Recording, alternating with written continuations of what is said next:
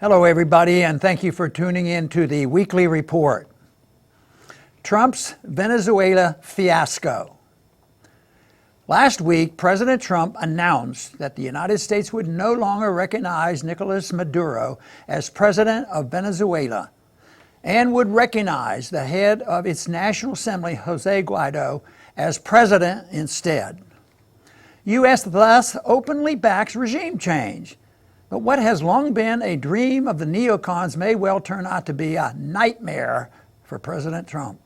Why did Trump declare that the Venezuelan president was no longer the president?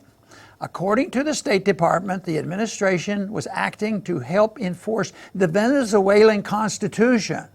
If only they were so eager to enforce our own Constitution. It's ironic that a president who has spent the first 2 years in office fighting charges that a foreign country meddled in the U.S. elections would turn around and not only meddle in foreign elections, but actually demand the right to name a foreign country's president. How would we react if the Chinese and the Russians decided that President Trump was not upholding the U.S. Constitution and recognized Speaker Nancy Pelosi as U.S. President instead? Even those who would like to see a sea change in government, Venezuela should reject any notion that the change must be helped by the United States. According to press reports, Vice President Mike Pence was so involved in internal Venezuelan affairs that he actually urged Guaido to name himself president and promise U.S. support. This is not only foolish, it is very dangerous. A Venezuelan civil war would result in mass deaths and even more economic misery. Regime change has long been U.S. policy for Venezuela. The U.S. has been conducting economic warfare practically since Maduro's predecessor, Hugo Chávez, was first elected in 1998.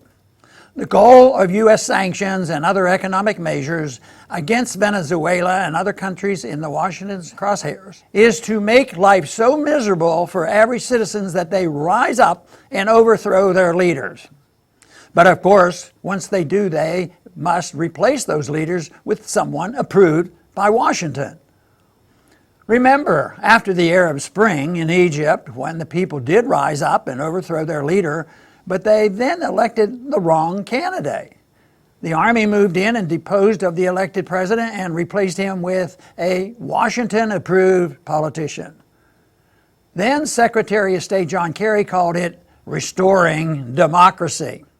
It is tragically comical that President Trump has named convicted criminal Elliot Abrams as his point person to restore democracy in Venezuela.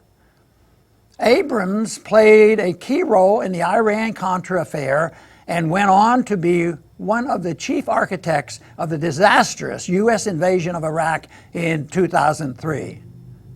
His role in helping promote the horrible violence in Latin America in the 1980s should disqualify him from ever holding public office again. Instead of this ham-fisted coup d'etat, a better policy for Venezuela these past 20 years would have been engagement and trade. If we truly believe in the superiority of a free market system, we must also believe that we can only lead by example, not by forcing our system on others. Just 4 months ago, President Trump said at the UN, "I honor the right of every nation in this room to pursue its own customs, beliefs, and traditions. The United States will not tell you how to live or work or worship. We only ask that you honor our sovereignty in return." Sadly, it seems that these were merely empty words. We know from Iraq, Libya, Syria, and more that this will not end well for President Trump or for the United States. We must leave Venezuela alone. Thanks for listening.